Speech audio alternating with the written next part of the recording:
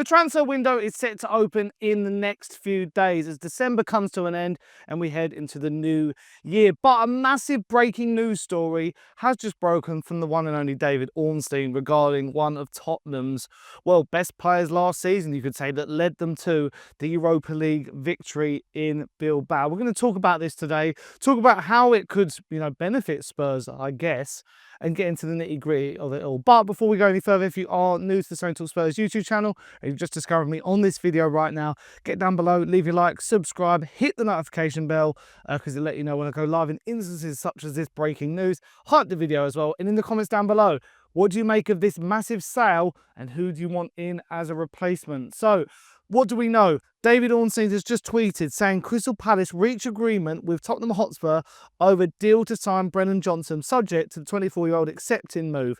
Fee approaching 35 million in place, plus clubs keen to proceed, but Tottenham winger still to decide more suitors for Wales International. I think this is big. I think this is massive.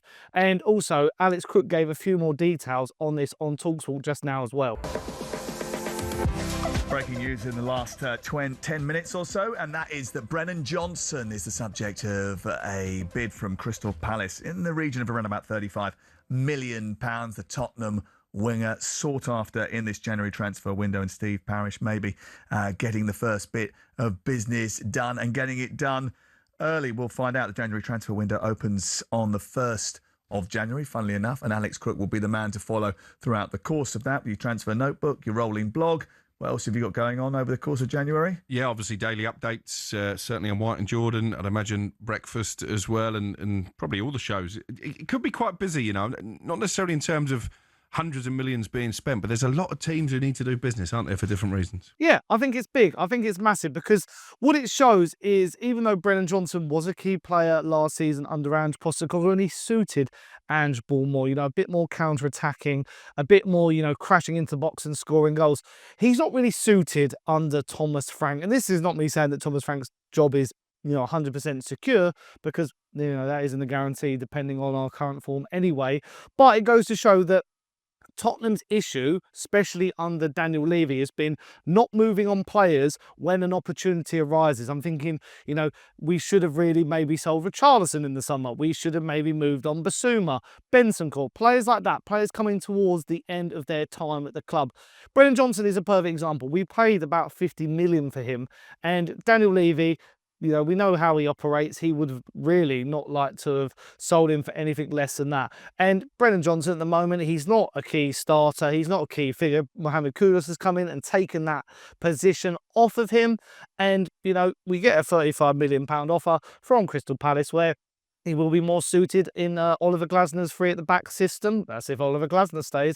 But I do think going forward, this is a very good deal for Spurs. Recouping some of that money. I know it's not, game-changing money, but you could see with that fee, that could be put towards a better player. And actually, funny enough, a video I was planning on doing tomorrow, which will still be going ahead, is a 5 players to fix Tottenham Hotspur. I think, that video is even more reinvigorated by this news, because it shows that Tottenham are looking still in that wing position to get some better players who are going to be key finishers, key goal scorers and attackers. Because at the moment, I think under Thomas Frank especially, our attack is the worst. It's the worst part of the team, I would say. So our defence is hit and miss. Our midfield is still, needs to be managed, and I think we could do with some signings there.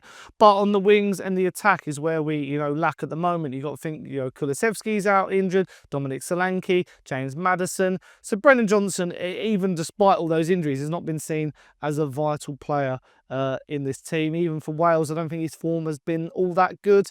And it does pain me to say it, because he brought us that Europa League win, a really, I was going to say a good finish, but the own goal, he sort of worked that from Luke Shaw against Manchester United.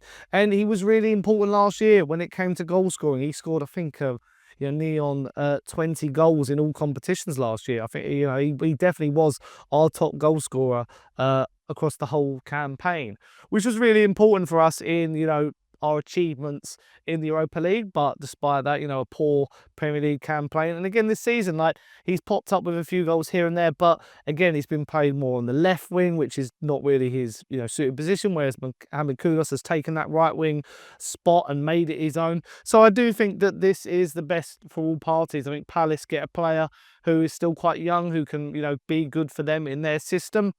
He is quite a perfect Palace player. That's it, Palace. You know, there might be another offer for another a team that come in. I saw Bournemouth were interested as well, so that will be interesting whether they go on and really, you know, decide to make that a permanent, you know, acquisition, especially with Antoine Semenyo going to Manchester City. So yeah, really interesting that Tottenham are going early, because they do need to bring a lot of signings in. But I'm not going to talk about replacements. As I say, that can come in a video tomorrow, because there's a few names that I've been working today to see, you know, if Tottenham could really, you know, get them signed.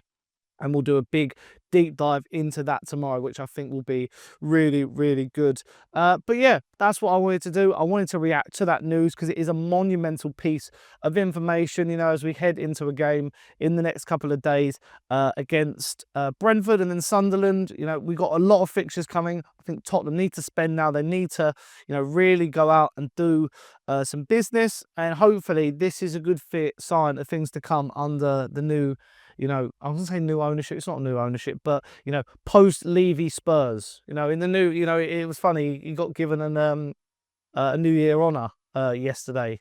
But, you know, now we moved on from Daniel Levy. We've got to really keep up with the times. Vinay Venkatesan hopefully will be part of that, but you never know with him. But yeah, that's all we've got time for today. Hope you have enjoyed. As I said at the beginning, if you have enjoyed, leave your like, subscribe, hit the notification bell, hype the video as well. Until next time, guys, up the Spurs. I'll see you guys pretty soon. Bye.